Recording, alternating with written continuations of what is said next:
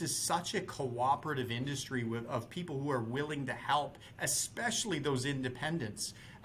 So there's no sense in trying to reinvent the wheel or trying to slug it on your own. Being part of something bigger is a great way to compete, but B, kind of to save your sanity a bit. It's just a great way to to learn and understand and move forward, because these big private equity guys are extremely good at what they do, and they're going to continue to swallow up operators and continue to swallow up distributors and manufacturers for that matter. So if you want to maintain your independence, you have to work together in some way, shape, or form.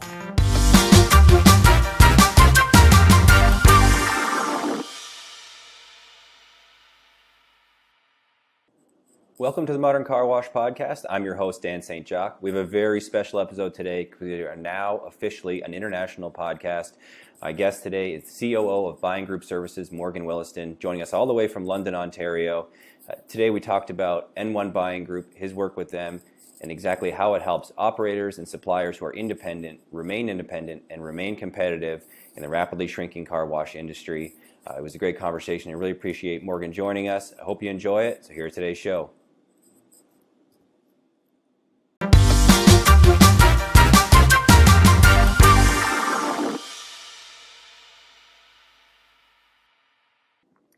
Morgan, welcome to the Mordern Car Wash Podcast. Thanks for joining us.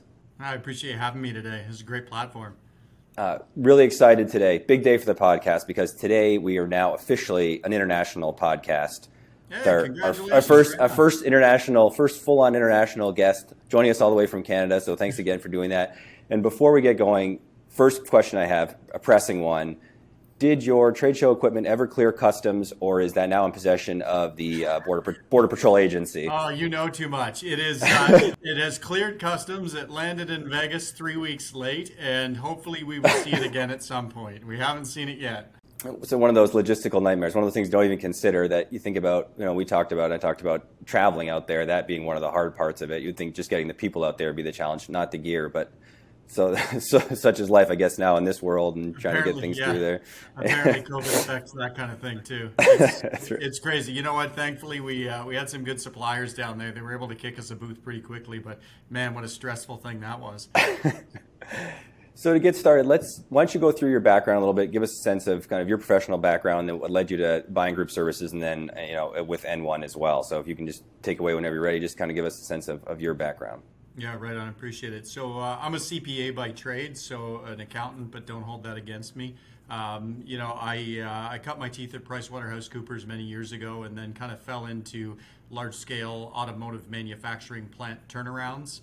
Being up here in southwestern Ontario in Canada, that's kind of what's around on the whole. So I did that for a lot of years and then kind of needed a change. Almost by happenstance, ran into a gentleman called Ian Gray who owns Buying Group Services. He's been involved in buying groups for 30 some odd years and just got chatting with him. I needed a change and he needed somebody to come in and help with some operations as he scaled up a little bit, and it just kind of worked out. I'm getting an absolute master class in buying groups. I've been around Buying Group Services here for 3 years now, and it's been a good trip. I mean, it's been a different industry for sure. Not one I'd ever thought I'd be in, but you know what? It's funny how many buying groups after you're in this space that you didn't know were buying groups. You just assumed they were something else. So it's been a great transition so far, and obviously being involved with N1 Buying Group and getting to know the car wash industry in the U.S. has been another trip. It's been good fun. There are great people in that industry. You get an absolute class in learning the industry and meeting the people and stuff like that. So it's just been great.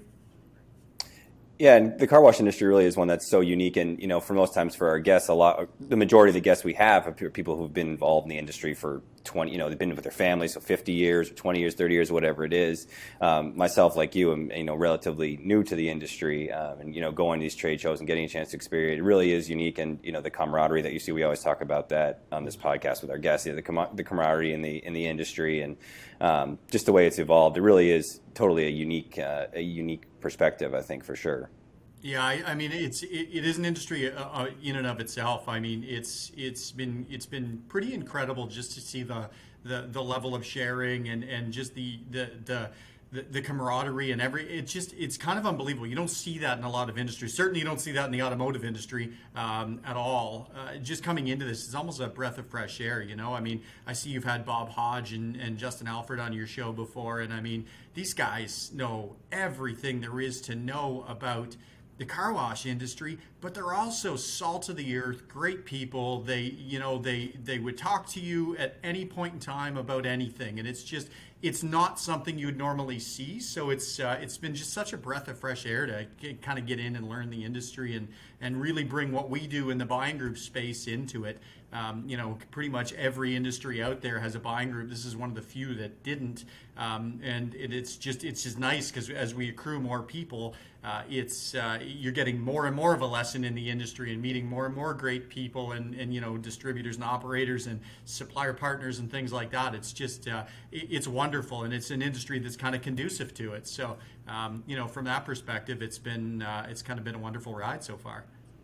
So let's talk about everyone, because N1, I mean, it's one of a kind. It really is the only one really in existence about it. So let's talk about N1.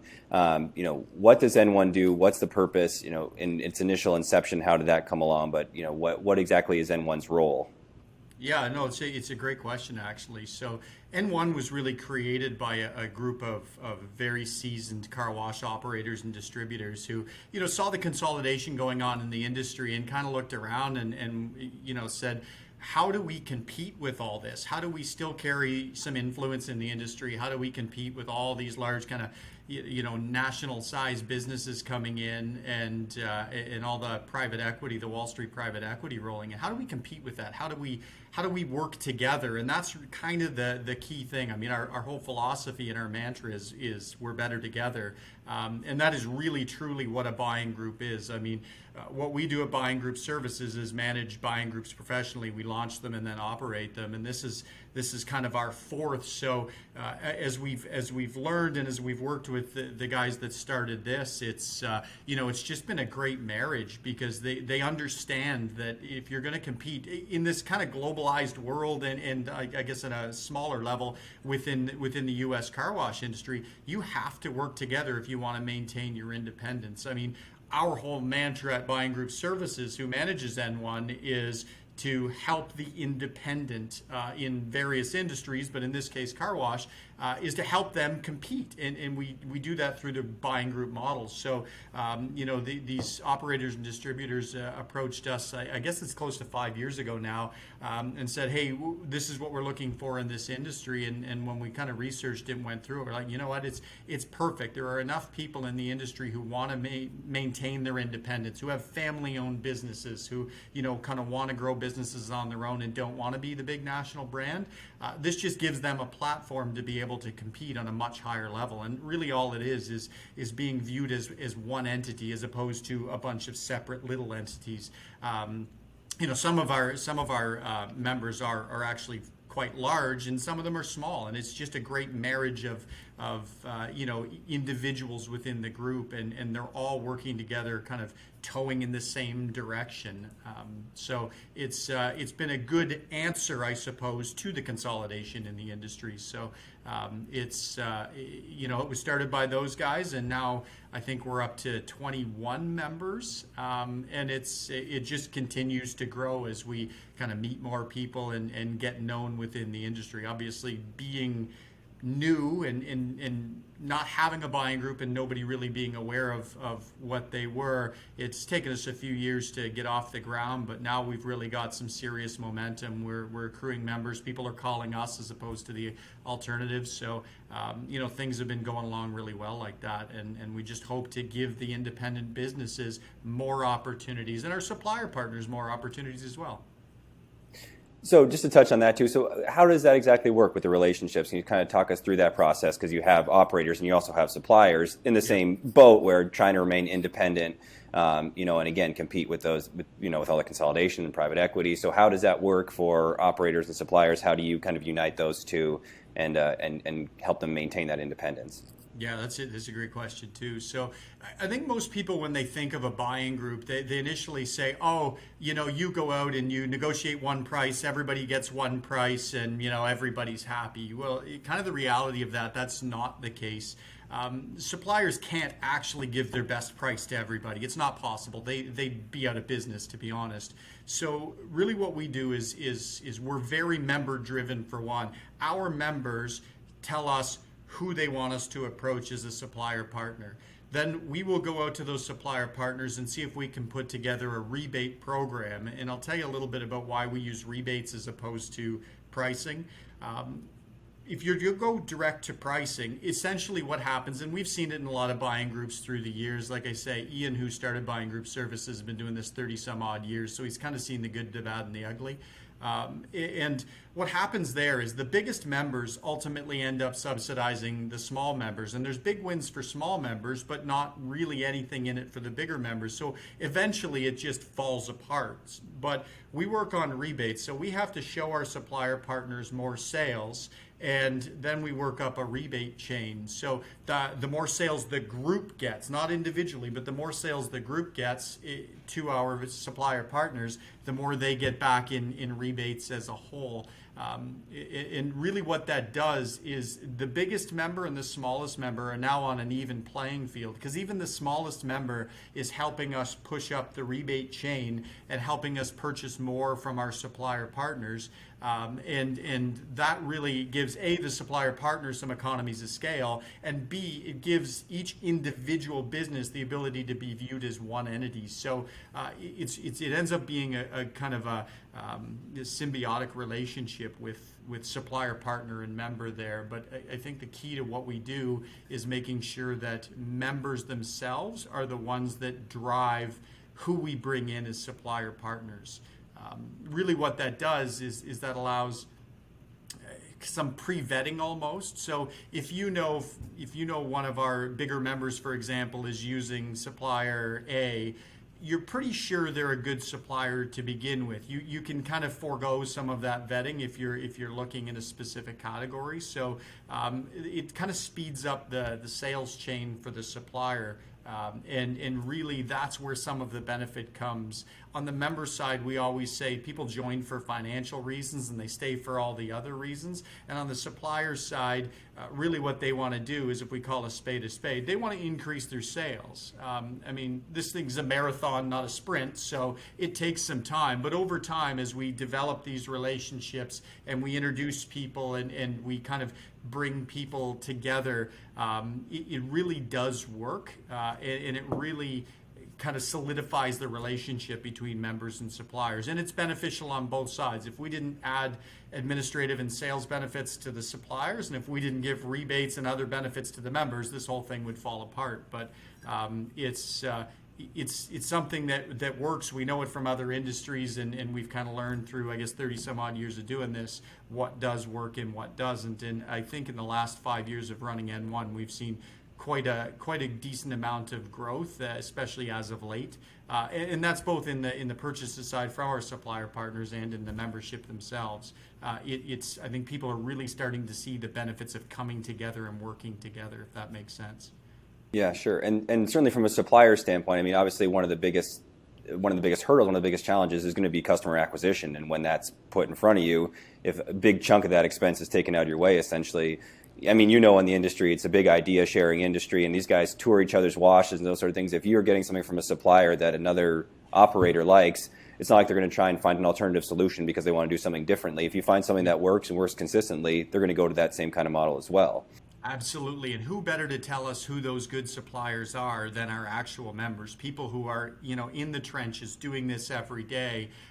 Big, small, it doesn't matter. Everybody is really helping everybody else, and you kind of nailed it when you said this is a very collaborative environment within car wash. We always call it co-opetition, really. People compete against one another, but on the whole, it is probably the most open industry I've ever seen, and I think really that's the other benefit for the members, and it's a huge one, is being in the room with some of our other members, again, large and small, who have experience, who have done things, who have seen things. The level of sharing that happens when we bring our members and even our suppliers together is absolutely second to none. I'm amazed at the level to which people share with one another. Like you say, I mean, people walk through one another's washes and ask questions and things like that. Not something you'd see in a lot of other industries, and it's certainly one that we further foster within the kind of the group itself. And just what happens in there, it can be anything from equipment sharing. If somebody has a problem, send it through the group's network, and all of a sudden, you've got an answer to problems, things like that. All sorts of great alternative benefits other than just kind of rebates or cash benefit happen as well. And that's really a testament to this industry and how cooperative it actually is. It's pretty incredible. And for the operator side of things, so for your members, is there a size in terms of, look at locations? Is there a certain number that you look at to say this is where it starts to benefit you the most? Or you say, are there any members that come to you and say you're too big, too small, those sort of things? Or, if I'm an operator looking to join, what should I be looking at, when I'm looking to get into N1? Yeah, no, that's great, actually. So realistically, we can service members of any size, but it's for different reasons. We have members that are very small, but to be quite honest, they just want to be in the rooms with the members that we have, the Justin Alfreds of the world. People want to be in the room and talk to them and learn from them. It's worth it for them just for that alone. And we do have a couple of members that very much that's the reason they're there and they're part of the group, is because they want that networking piece.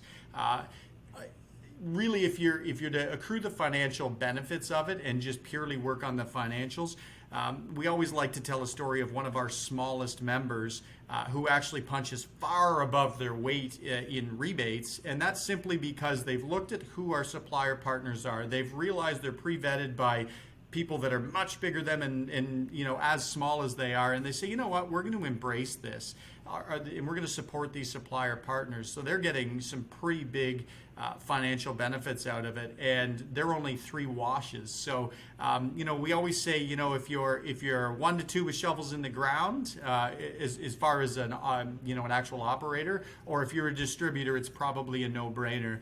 And on the flip side of it, it's really, you've got to come into it with the mentality that I will at least entertain, or I'll give the supplier partners that N1 has the time of day. I will listen to them, I'll hear them out. That's really where the big benefit comes from too, both on the supplier side and the member side. That's where you start to see changes happen over time. And I'm not talking tomorrow, I'm talking 6 months down the road, a year down the road. And you'll see those guys with, 1 wash and shovels in the ground or a couple of washes really start to say, okay, well, I'm getting good pricing and I'm getting rebates on top of that. So I'm going to support the supplier partners in the group. So you can be as small as that, or you can be as large as, hundreds of washes, and you're still going to see the benefit of the group. And this is still a young group, and it will continue to evolve, both our supplier partners and our members themselves. So it's kind of a fun time for people to get in and really look at N1, because it's offering benefits I don't think anybody's ever seen before. I don't think you can even really fathom or dream what kind of benefits you're going to get out of simply being with the people in the room. And we very much foster relationships. We always joke that it's 90% of our job is to foster those relationships, and we're in kind of the relationship management business. So that's a long-winded answer to your question, because it's hard to pinpoint exactly who fits. But it's big or small. There's probably a fit for operators and distributors in this group. As long as they're open-minded, good people, they'll get benefit. I can pretty much guarantee that. So I wanted to circle back to something you touched on, kind of about the inception of N1 itself and why it was created. And it's probably something that you've seen too, only in the short time that you've been in the industry, is the change that the industry has seen. And even so much, I would assume this year, even I know you've been at the Southwest and NRCC and ICA, and probably throughout those 3, you've seen conversations shift as well with the way that the car wash industry landscape has really changed. And, with N1, the ability for independent operators, independent suppliers to remain that way, it seems like it's becoming more and more difficult to do so. So just talk a little bit about that, about what you guys have seen with N1 and, what you're personally seeing with the car wash landscape and how operators can help navigate that, going through a process like this. Yeah, I mean, private equity is the big elephant in the room, right? I mean, the pace of consolidation is absolutely insane. I mean, every time we turn around, a potential member of ours is getting swallowed up by one of the big private equity guys. And with guys like Mister going public, that changes the ball game.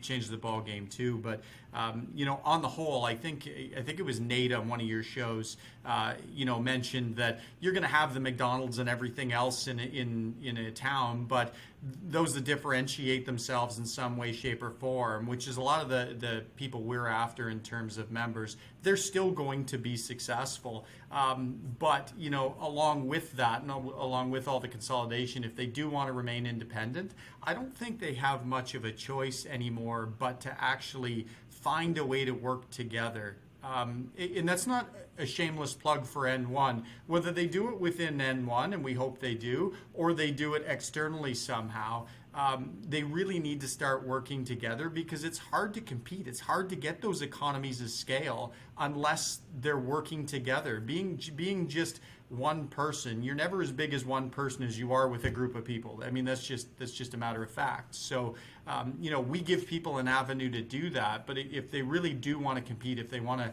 maintain their family businesses and pass it off, or if they want to grow something and foster it for a while, they have no choice. There's just too much consolidation going on to go it alone. And there's no reason to go it alone. Again, I mean, we've kind of said it a couple of times. This is such a cooperative industry of people who are willing to help, especially those independents. So there's no sense in trying to reinvent the wheel or trying to slug it on your own. Being part of something bigger is a great way to compete, but B, kind of to save your sanity a bit. It's just a great way to to learn and understand and move forward, because these big private equity guys are extremely good at what they do, and they're going to continue to swallow up operators and continue to swallow up distributors and manufacturers for that matter. So if you want to maintain your independence, you have to work together in some way, shape, or form. Right. And certainly on that, touching on the supplier side of things as well, like you're saying, for private equity and those larger companies that started acquiring sort of all those offsets of manufacturers and all the different areas. When you end up being limited in terms of who your actual overall supplier is, then it also limits your ability to get certain equipment or whatever it is that you want in your wash. Those configurations become smaller and smaller because that list becomes smaller and smaller, because essentially you're still dealing with one large company in the end that is now taking over everything else. So again, being able to stay independent, and from our side, you think about Innovate and Hoffman Car Wash on both sides, right. Looking at both independent as an operator and independent as a supplier. Obviously, that's invaluable to have a group that has that collective purchasing power that's going to keep you, be able to keep you on par with those larger groups that are just acquiring everything else. Yeah, I mean, absolutely. There's a healthy level of consolidation in any industry. There's a certain portion of it you can have which is healthy. Then it goes to the extreme where it becomes probably a little anti-competitive, and I say that very lightly. That's not probably the best choice of words for that. But it becomes very difficult if you want to remain independent. You kind of get assimilated into everything that's happening. So both on the supplier side and the member side, there's a healthy level of consolidation for sure, and you'll have bits and pieces of it, as do we within the group. But really, when you're purpose built to provide independence with as much benefit as humanly possible, we're going to bend over backwards to make sure we give an avenue to the independent, to those that want to remain that way. I mean, it's literally the reason we are built right now is just to have an alternative. Doesn't mean there won't be bits and pieces, but on the whole, we're here to help. That's what we do. That's what we do in other industries, and that's what we're doing right now in the car wash industry. Yeah, and I know when we had Bill Martin on, he was talking about the car wash industry really being at what he just termed as an inflection point. Yeah. And again, that goes back to to what you've touched on for smaller operators who don't have the ability to scale the way that some of these private equity businesses do, or some of these private equity investors do. to be able to, again, have that outlet where they have a group around them to remain independent, but have a group that they can refer to for, to have the benefits like you're talking about with suppliers and the ability to have that purchasing power and to remain independent. I mean, it's something that has to be there for you because, again, these private equity investors can come in, scale up, put in 50 washes in 2 years or whatever it is, and Joe's Wash, you may not be able to do that. You may not be able to add any more, but you have to be able to still keep maintaining your washes, upgrading them, those sort of things, and to be able to have an outlet and an ability to do that, again, with that collective purchasing power, I think is, again, just a key benefit to be able to remain independent and remain competitive. You know what, the best part about the fact that there is independence within the industry on the supply side and the member side is choice.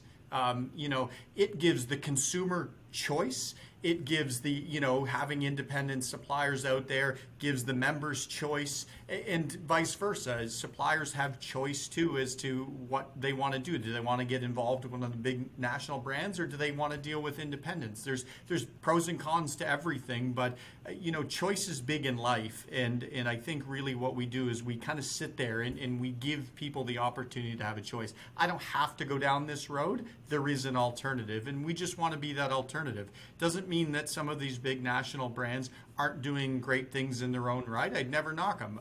However, there has to be choice for people. People want it. That's purely why we're around, and one of the biggest benefits I think we provide is to provide that choice.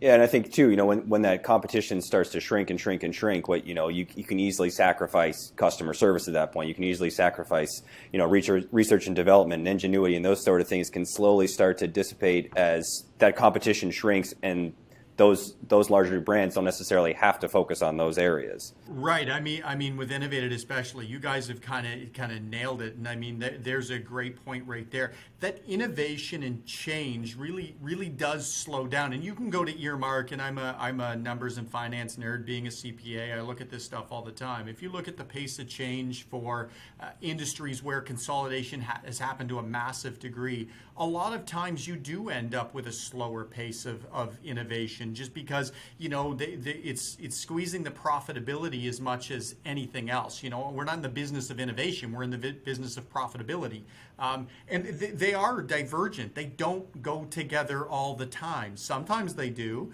But a lot of times they don't, right? It's how can we make everything repeatable? I mean, certainly, the Ford was perfect at it. They had the assembly line, and they did the same thing as repetitively as possible. They end up making a ton of money. It's what made them successful. But to a point, do they lose innovation for a while? Probably. Things ebb and flow all the time, especially on the financial side of things where you have consolidation. And, potentially we are over a little too far the other way. And I think that's where, we just like to provide an alternative. And I think people want an alternative. One more thing I wanted to talk about, because I think, we had this conversation at Southwest, and not necessarily related to N1, but I think it'd be interesting for our audience to hear. And we talked about the car wash landscape in Canada being entirely different than what you see in the U.S., and it doesn't exist the same way it does here. So can you talk a little bit about that, about what you see around you, what you're seeing in Canada, and if you're seeing any shifts happening there in the way that what that environment actually looks like? Yeah, no, it's actually funny for those who don't know the Canadian landscape for car wash. It is the most cookie cutter, terribly run, just second thought kind of business in life. Almost everything, every car wash we have on the whole is attached to a C-store, generally with gas. They're all in-bay automatic. There's very, very few tunnels. I bet you it's 20 to 1, if not 50 to 1. And there's just not a lot. There's not a lot of choice. People don't really understand how, and admittedly, I didn't when I got into this either. I have had a master class in A, not calling it soap, and B, really what washing your car does, how it's supposed to work, what the components are to actually wash a car well are, and we don't have any of those. There are a few tunnels popping up now, proper tunnels, popping up now, and there's a few proper in-bay automatics popping up now, but not a lot. I mean, the landscapes couldn't be any more divergent, and I mean, we have no choice. That is what it is. You pull in, you see the same system, doesn't matter what convenience store or what gas station you go into fill up, you're going to have basically the same setup, the same long wait, and half the time the reason you don't go into a wash is because you wait forever. And it is such a different industry here because it's all absolutely cookie cutter and it's all just kind of an afterthought, which is way different than what you see in the U.S. market, where it is very much an art, and washing cars is an art and a science all mashed together, and people understand the importance of what they do, and it isn't that afterthought. It's very much a business. I think you're going to start to see that in Canada. I think there's a ton of opportunity for it. In fact, I think there's a ton of opportunity for it, but you're only slowly seeing that right now. Real estate prices are a bit of a problem. That's really kind of cost prohibitive to get into here. If you want a high traffic piece of land in populous city in Canada, you're going to pay for it, and it makes the payback and some of the financial side of it a little bit more difficult. But I do think the pace of change will pick up here too, and a lot of that is we're always 10 or 15 years behind the U.S. on everything, it seems, and I think we are on this too. I think you're going to start to see them pop up. I think you're going to start to see private equity decide, hey, I can put my money up here and really make a return and better what they have, which is always a good recipe for making money. But it's interesting because it's a completely different world, and growing up here too, it's a different world in terms of car washes than anything else. It's pretty wild that we have no choice, no selection, no anything. I think that probably has to do. You have to think that has to do with something with population density too, because I think here, I mean, there's, in Canada, there's a finite amount of quality land that we would, if you look at the U.S., what you would determine as a good location for a car wash, because there's plenty of land in Canada that you could develop to build a car wash, but there wouldn't be plenty of cars driving through there. Right. So I think, you have to assume that's probably part of it too, that, like you're saying, the real estate prices for the areas or for a location that would be a high traffic, high quality location, you can't get in there. And then again, you'd have to be willing to build the infrastructure. And if you haven't already, it's different if you're creating from the ground up. If you're just expanding, just scaling, then it's a little bit different than building from the ground up. But if the infrastructure isn't there, you're not taking over an already existing wash or whatever it is, it becomes much more challenging.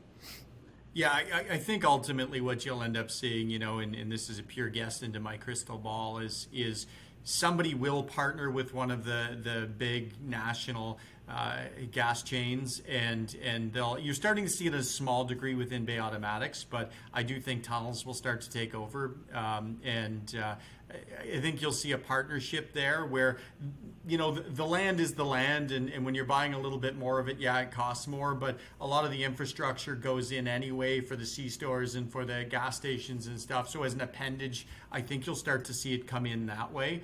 There's certainly money to be made for these guys. The pricing we charge is actually ridiculous. It's not a race to the bottom. I think a lot of parts of the U.S. you're seeing now with some of the unlimited wash programs and, kind of a car wash in every corner. I mean, I've seen some just insanely low prices to the point where I don't know how you make money, but we have the opposite here because we have no choice, because we have no selection.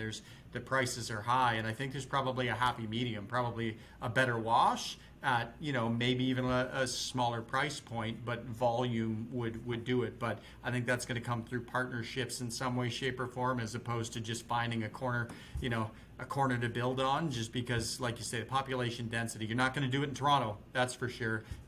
In a few of the kind of medium-sized cities, I think you absolutely could, and that's really where you're seeing some of these new tunnels pop up. So I think there's a case to be made for it for sure. It's a different landscape. I tell you, it's pretty wild. I will say that I got to go back home to Ottawa when the border opened, drove across, and there is an express exterior tunnel there now, and I don't have the name. I wish I could shout them out. I didn't get a chance to visit it, but as soon as I got there, I was having a conversation with my brother-in-law, and he's like, you got to go check out this car wash, because he knows I'm dialed into this thing.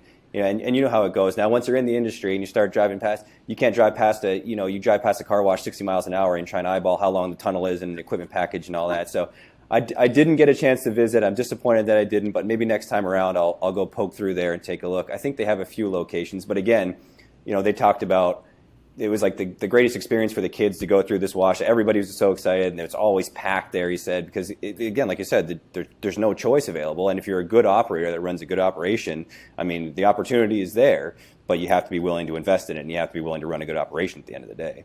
Yeah, exactly. And I mean, we circle that back around to the U.S. market and what's happening with the consolidation. I just go back to choice again, right? It's we don't have the choice, so we get bad washes and they're very expensive. And I'm not saying that's going to happen, but less choice, more purely corporate profit driven, you got to wonder what's going to happen.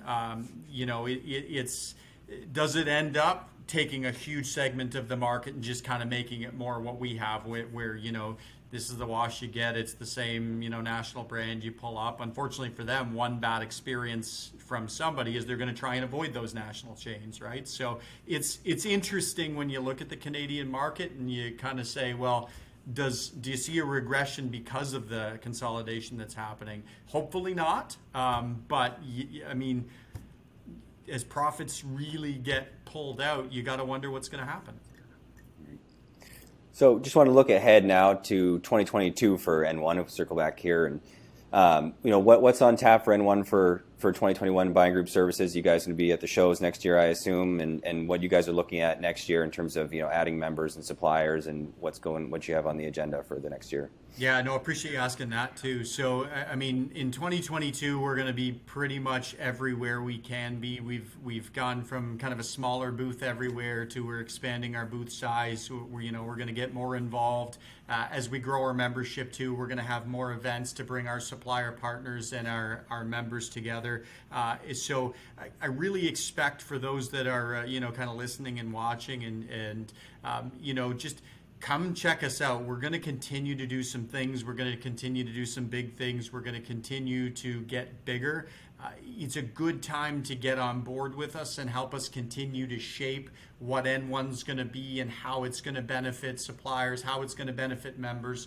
It's still a good time to have some influence within the group, and we're really looking for people who want to do that. So we will be at, I think we're at Southwest next, and Chuck always puts on just an incredible show. We'll be at the NRCC and the ICA and pretty much everywhere you can find us, some of the road shows, stuff like that, because we want people to know there is an alternative. We want people to know there is choice, and we want people to know we're good people. I mean, we're in it for the right reasons. We truly believe supplier partners are partners, and we truly believe our members are incredibly important. We just like the opportunity to show people that. 2022 will be a fun year for N1.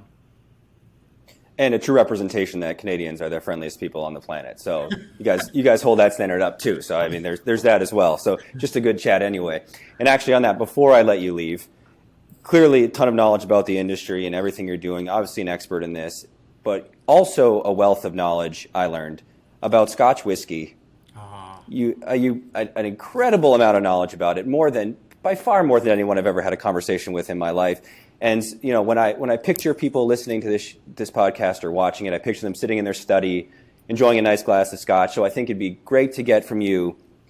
Let us know, what is the favorite for you right now? What's a recommendation for you for a novice level looking to get into the Scotch game, or maybe a more advanced Scotch drinker who hasn't a brand maybe they haven't tried? Hit us all with all those three before we let you go. Oh, now you're just having fun. I think my go-to Scotch. I mean, if you want something that sets the bar right now, it's not incredibly inexpensive, but it's not crazy expensive either. Is Lagavulin 16? I think it's just the belle of the ball. That's for me personally. If you're looking for a good kind of entry-level Scotch, non-offensive, really actually phenomenal price point. Auchentoshan is, any of them are, I love them. I think they're great at the price point. Some of the Glenlivets you can't go wrong with. And on the high end, wow, maybe like an Aberfeldy 21. Again, not offensive, not crazy punch you in the face with Peter, anything like a Lafroig, but like an Aberfeldy 21 if you want to spend some money. Now, I mean, I say that in Canada, we're so highly taxed on our alcohol that it might be a heck of a lot cheaper in the U.S. checking out, but those would be my recommendations for sure. If any of those brands happen to be listening to this podcast, we still have plenty of sponsorship opportunities available. So we might, maybe if we land a deal out of this one, I'll let you know. We'll cut you a little check on that one. But just other than that, well, Morgan, thanks. I want to be conscious of time here and I want to let you go. But I really appreciate it. Great having you on today, and thanks again for joining us. And we'll look forward to seeing you at Southwest. And hope everybody gets a chance to check out N1, online and check to see what it's about. I appreciate it. Like, truly, from the bottom of my heart, I appreciate you giving the opportunity to M1 and tell our story. I know we jumped around a bit, but we appreciate the opportunity, and you guys at Innovated and Hoffman and really on this show are doing great things. So keep it up, and just thank you. All right. Thanks, Morgan. Cheers. Well, that's it for today's show. Thanks again to our guest, Morgan Williston, for joining us. As always, you can find more about Innovated Car Wash at innovatedcarwash.com and subscribe to the Mordern Car Wash Podcast wherever you get your podcasts. Thanks for tuning in. We'll see you next time.